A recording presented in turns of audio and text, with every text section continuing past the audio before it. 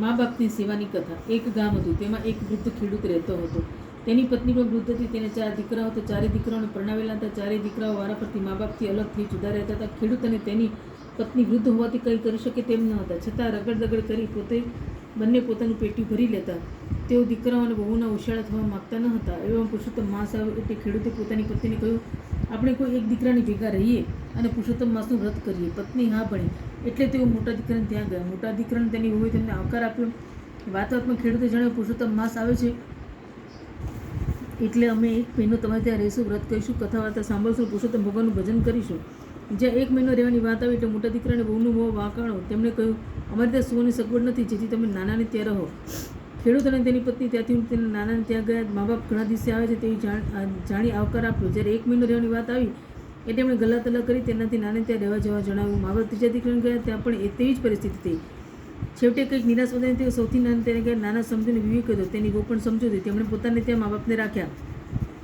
દરરોજ ડોસા નદીથી સ્નાન કરી કથા વાર્તા સાંભળી ઘેર હતા. નાની વહુ તેમના હાથમાંથી તેમના ભીના કપડાં લઈ દરવાજા ઉપર રાખતી. દરવાજા પાછળ એક કોઠી હતી. વૃદ્ધાવસ્થાને લીધે ભીના કપડાં બરોબર નીચોઈ શકાતા નહીં, તેથી તેમાંથી પાણીના ટીપા નીતરીને કોઠીમાં પડતા. ઘરનાને કોઈને ખબર નથી કે પાણીના ટીપા મોતીના દાણા બને છે. ડોસી એકટાણું કરતા.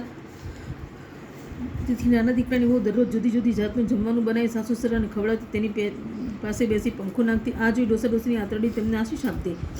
એમ કરતાં પુરુષોત્તમ માસ પૂર્ણ થયો. ડોસી 2-4 બ્રાહ્મણો જમાડે કંઈક દાન દક્ષિણા આપી તેનું ઉજવણું કરવાનું વિચાર્યું. તેમની પાસે 2 પૈસા હતા. તેમણે પોતાના નાના દીકરાને વહુને આપીને ઉજવણું કરવાનું સૂચ્યું. પુરુષોત્તમ માસના છેલ્લા દિવસે કંઈક કામ પડતા વહુએ કોઠીમાં જોયું તો તેને કંઈ ચમકતું દેખાણું. તેણે અંદર હાથ નાખ્યો તો તેના હાથમાં મોતીના દાણા આવ્યા. તેણે તરત પોતાના પતિને બોલાવીને આ બતાવ્યું અને તેમાંથી થોડા મોતી લઈ ગામના ઝરી પાસે ગયા અને બતાવ્યા. જરૂર તે મોતી સાચા છે તેમ જણાવ્યું.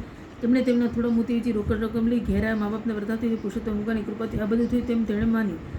તેમણે પોતાના મા બાપને આ વાત કરી. બધા રાજી થઈને 2-4 બ્રાહ્મણ બદલે એકમ બ્રાહ્મણ નોતર આપ્યા. પોતાના ભાઈ ભાભીઓને પણ જમવા બોલાવ્યા. સગા વાલાને પણ જમવા બોલાવ્યા.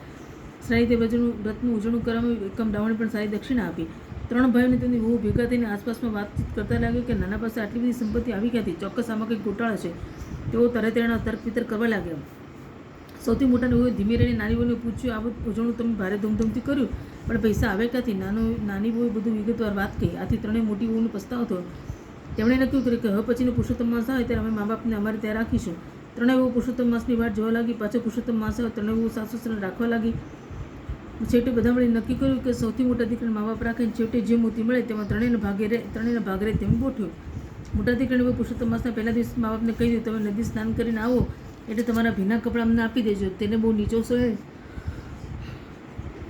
મા બાપ બિચારા બહુ જેમ કેમ તેમ કરવા તૈયાર થયા. હવે દિવસો વીતવા લાગ્યો. બહુ લાલચની માએ મારી મા બાપને સાચવવાનો ડોળ કરતી હતી. તે તો મોતીના સપનો કરતા હતા.